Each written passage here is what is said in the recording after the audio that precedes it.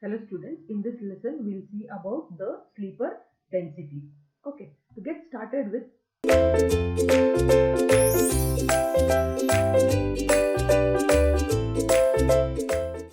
let us first understand the term sleeper density. Now the actual definition of sleeper density is the number of sleepers used per rail length on a track. Very simple to understand. What is it? Number of sleepers used per rail length in a track. So you can call this as sleeper density, or you can simply name it as density of sleepers.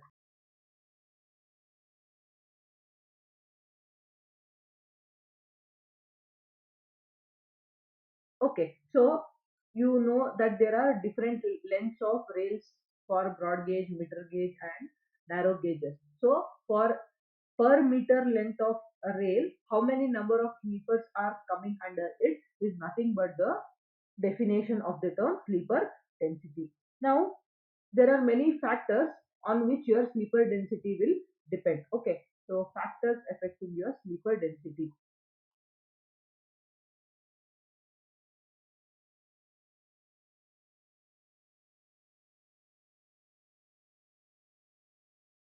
So to start with, the first one is how much of axial load the track is expected to carry. That is the first one.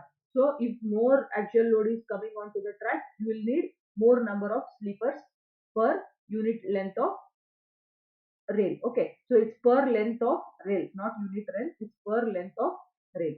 So the first point is what? Axial load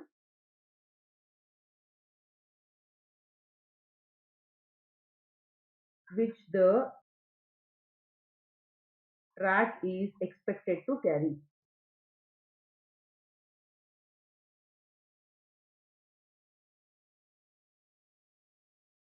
So more load, what happens? More number of sleepers per rail length. Okay, and vice versa. Then it depends upon the speed of train. So if the speed of train is very high, then you need more number of sleepers per rail. So more speed, again what happens? More sleepers per rail length. Then the third point is lateral thrust of locomotives. Lateral thrust of locomotives, or you can call it as train. So how much of lateral thrust or sideward motion of the train is happening, based on that also your density of sleeper will vary. So if there is more lateral thrust, what will happen? So more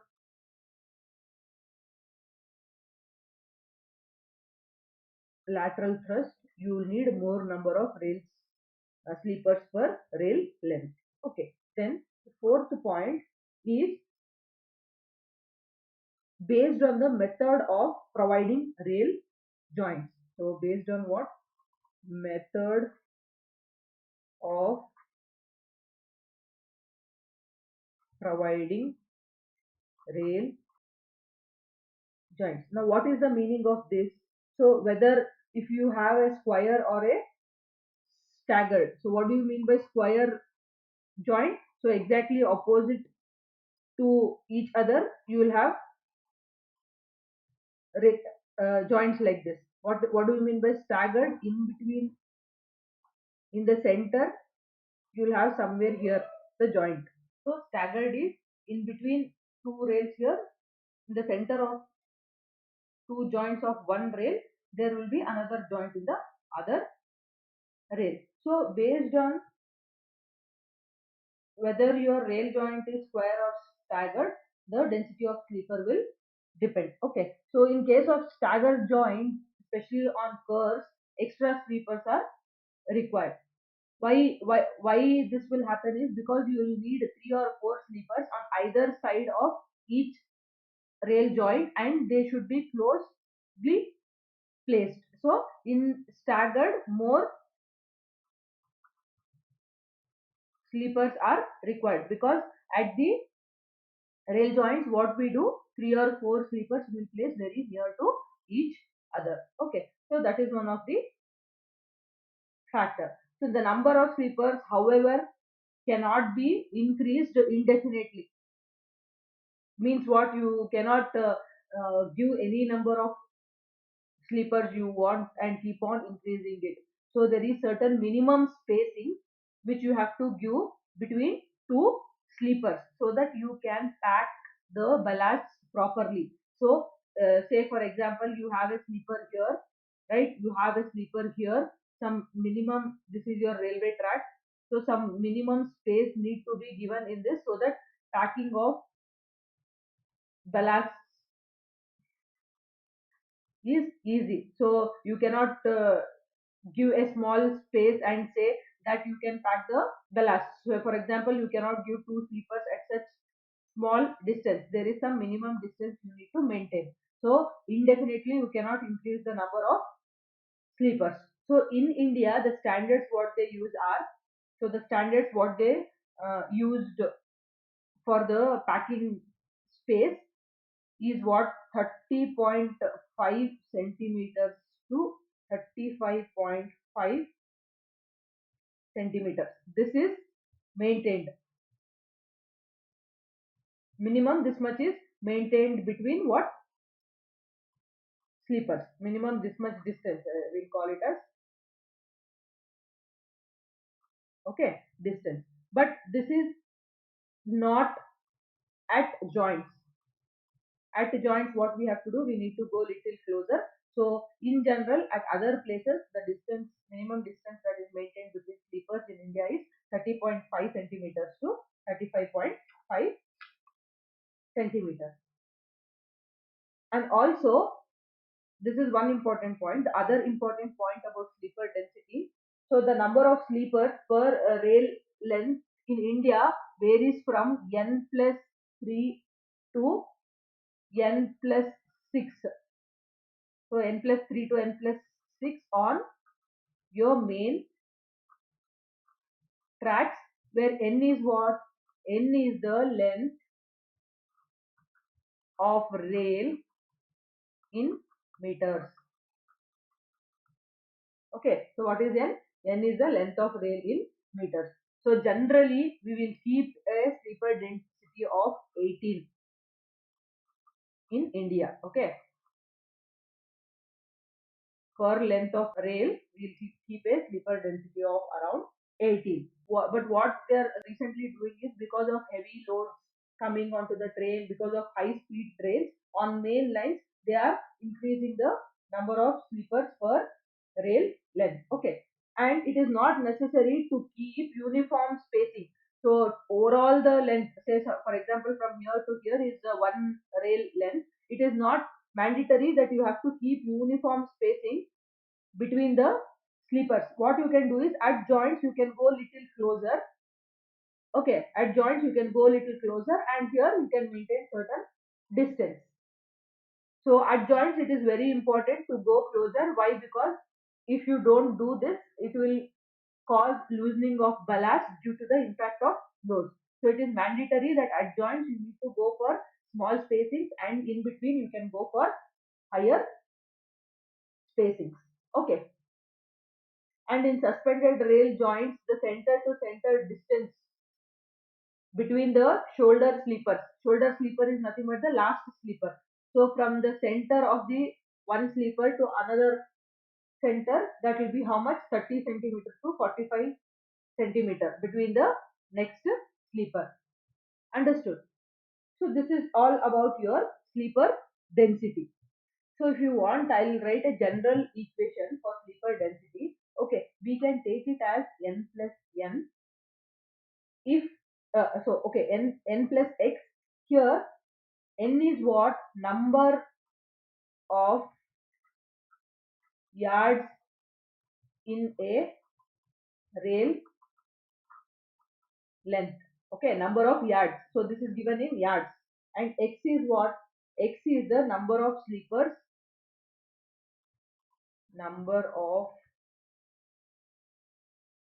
sleepers more than n. Okay. Now, if you use metric units,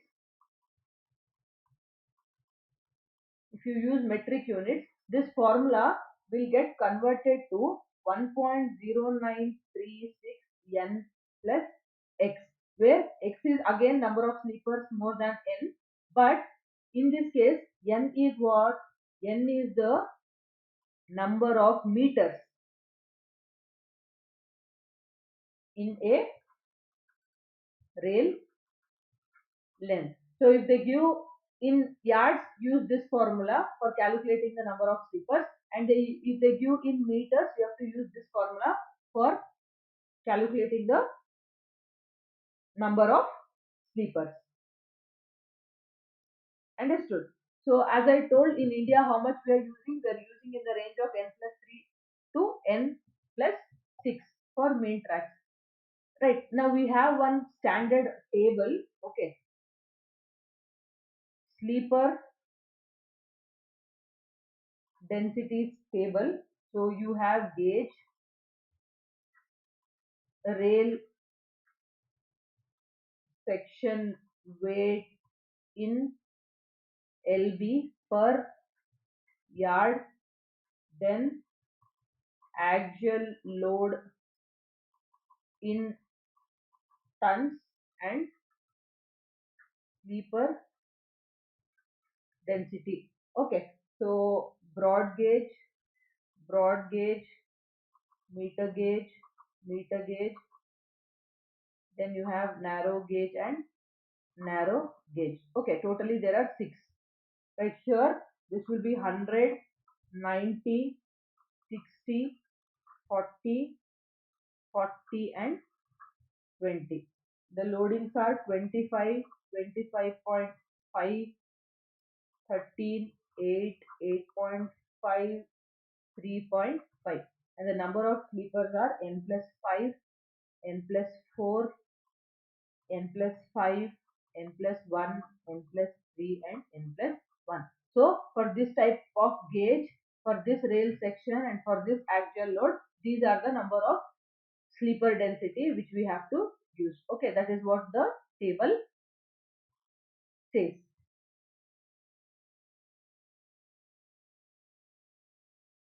Hope this is clear to you now. Right, now let's see a small problem. So let's see a small problem on sleeper density. So the question is,